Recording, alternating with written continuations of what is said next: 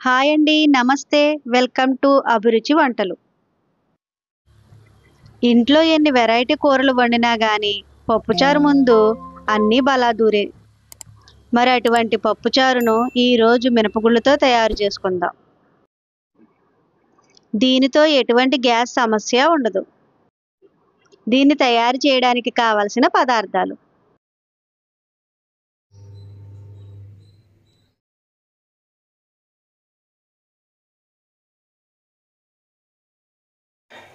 ముందుగా స్టవ్ వెలిగించి కుక్కర్ పెట్టుకుని మినపగుళ్ళను వేసుకోవాలి.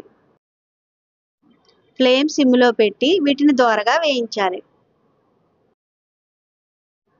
ఇలా వేయించడం వల్ల పప్పుచారు కమ్మగా ఉంటుంది.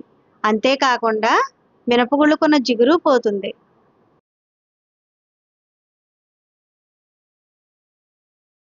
మినపగుళ్ళు వేగిన తర్వాత నీళ్లు వేసి కడుక్కోవాలి.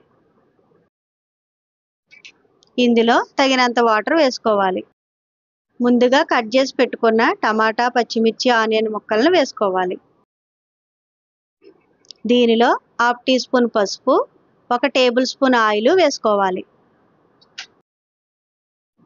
కుక్కర్ మూత పెట్టుకుని 3 విజిల్ వచ్చేంత వరకు ఉడికించుకోవాలి.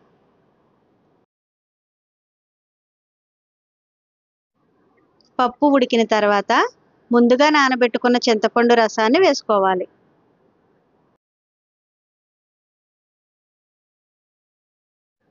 ఇందులో 1 టేబుల్ స్పూన్ కారం, తగినంత సాల్ట్ వేసి బాగా కలుపుకుని 10 నిమిషాల పాటు మరిగించుకోవాలి.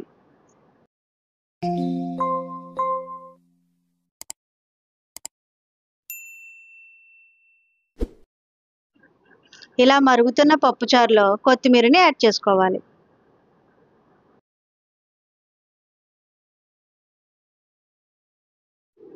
దీన్ని బాగా కలుపుకుని 5 నిమిషాల పాటు మరిగించుకోవాలి.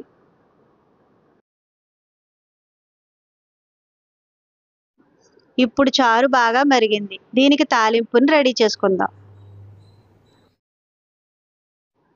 స్టవ్ పై కడాయి పెట్టుకుని 1 టేబుల్ స్పూన్ ఆయిల్ వేసుకోవాలి. ఆయిల్ హీట్ అయిన తర్వాత వెల్లుల్లిపాయలను వేసి వేయించుకోవాలి. ఇందులో జీలకర్ర, ఎండుమిర్చి, కరివేపాకు వేసి వేయించుకోవాలి.